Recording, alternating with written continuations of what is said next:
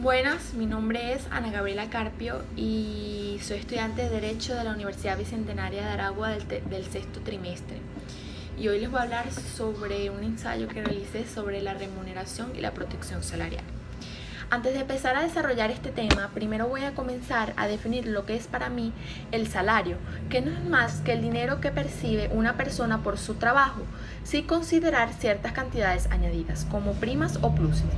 El salario puede considerarse desde dos perspectivas. Así puede hacerse referencia al salario nominal cuando da cuenta de un número determinado de una determinada moneda circulante. El otro modo de referirse al salario es haciendo alusión a la cantidad de bienes y servicios propios de una canasta básica que por este pueden adquirirse.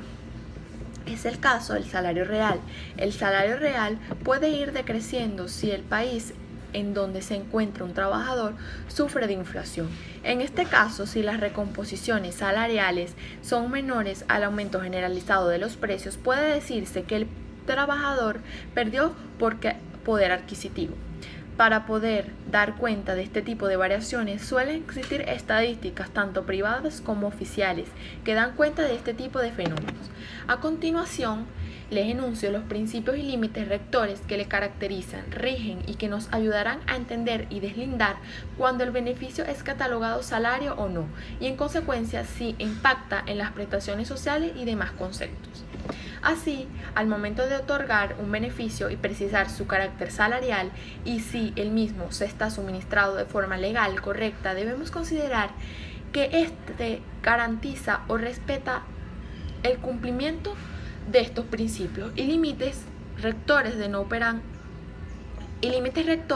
operan como reglas lógicas o matemáticas, sino que nos servirán de guías, orientaciones de interpretación.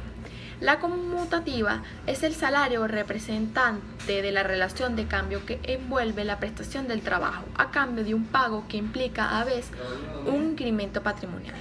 En este sentido, y en principio, todo paga o beneficia que tenga como causa la prestación laboral tiene carácter salarial.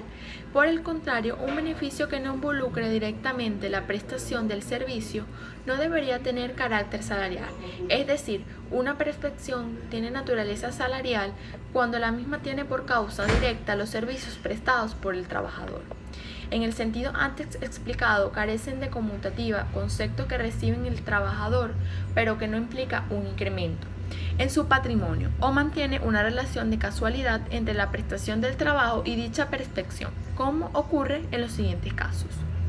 Pagos destinados a integrar gastos con ocasión de la prestación del servicio. Ejemplo, los viáticos. Pagos de traslado, hotel, comidas con ocasión de la prestación del servicio. En estos casos, dichos pagos o estragos de beneficios en principio no poseerá carácter salarial. Sin embargo, la Sala Social del TCJ ha exigido como requisito adicional en decisiones que el trabajador daba rendir cuentas de dichos gastos y que los gastos de representación a viáticos cancelados por el patrono pasan a ser considerados salario cuando se pagan en forma fija y permanente, sin ocasión de viajes o eventos especiales, significando una ventaja para el patrimonio del trabajador. Siendo el derecho de trabajo el más social de los derechos, tiene una proyección que puede extenderse a una justa distribución de la riqueza, que es un producto social generado por la clase trabajadora en el proceso social del trabajo, mediante el salario que debe garantizar una justa distribución, una vida digna para ellos y sus familiares, y el Estado debe garantizar su protección en principios de nuestra Constitución humanista y obrerista. El Estado con normas de orden público social para la protección del salario y entre ellas podemos señalar derecho al salario una vez prestado el servicio, libre estipulación del mismo sin ser inferior al salario mínimo nacional obligatorio, libre disposición del salario, es nula cualquier limitación no prevista en la ley, prohibición de cobre de comisiones bancarias sobre cuentas nóminas o pensiones. La irrenunciabilidad del salario puede cederse solo por pensiones alimentarias. El principio de igual salario por igual trabajo aumenta por productividad. Derecho a recibir un incremento salarial cuando se mejora la productividad del trabajo. El salario como justa distribución de la riqueza, debe satisfacer las necesidades materiales, intelectuales, familiares.